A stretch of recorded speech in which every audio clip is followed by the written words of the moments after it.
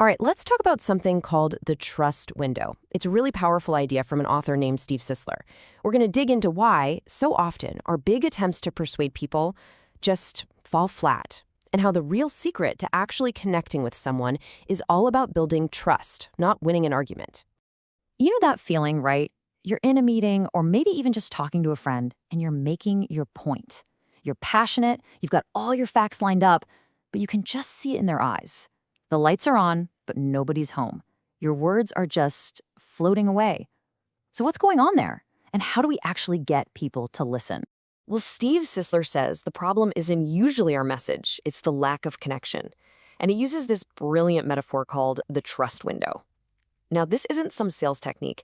It's this very quick, kind of fragile moment where someone's mind just clicks open and they think, okay, I'm listening. Tell me more. And here's where we so often go wrong.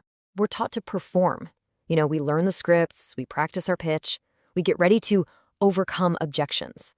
But Sisler says that's all it is, a performance. It might look impressive, but it feels empty to the other person. And you know what it does? It slams that trust window shut before we even get a word in. Okay, so if performing doesn't work, what does? What's the secret key that actually opens that window?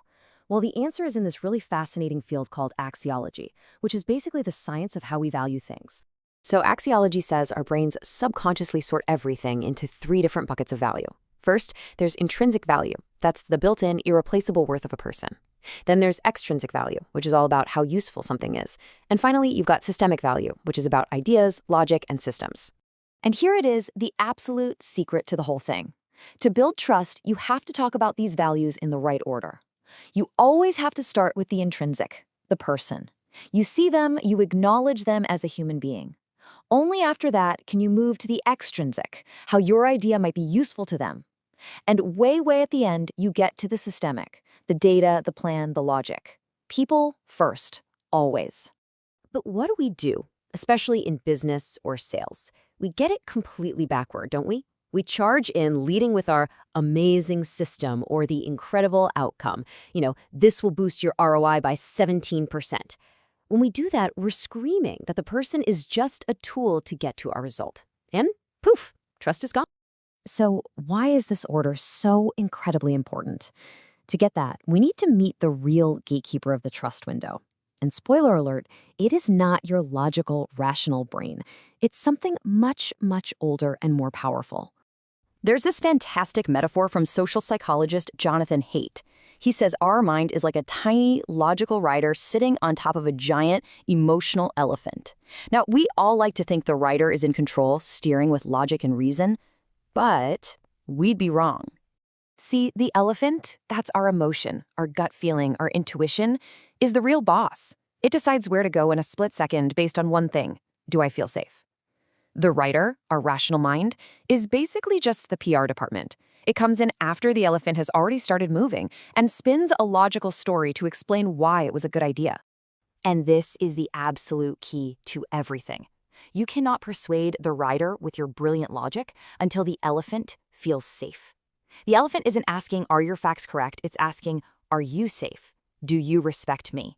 And the only thing it understands is that intrinsic, person-first value we just talked about. So, how do we actually talk to this giant emotional elephant? How do we show we're safe and that we can be trusted? Well, the answers aren't some new age trick. In fact, they come from an ancient framework put together by Aristotle thousands of years ago. Aristotle broke it down into three pillars. First up is ethos. This is all about your character, your credibility. It answers the elephant's first question, why on earth should I trust you? Then comes pathos, the emotional connection. This answers the next question, do you get me? Do you understand what I'm feeling? Only after those two are solid does logos, your logic, your data, even get a chance to answer, okay, does this make sense? And there's a perfect historical example of this in action. St. Patrick, back in 5th century Ireland. Get this, he had actually been a slave there as a young man. But he chose to return, not with an army or with demands, but just with a message of care and goodwill. His reputation, his ethos, was so strong that it traveled ahead of him.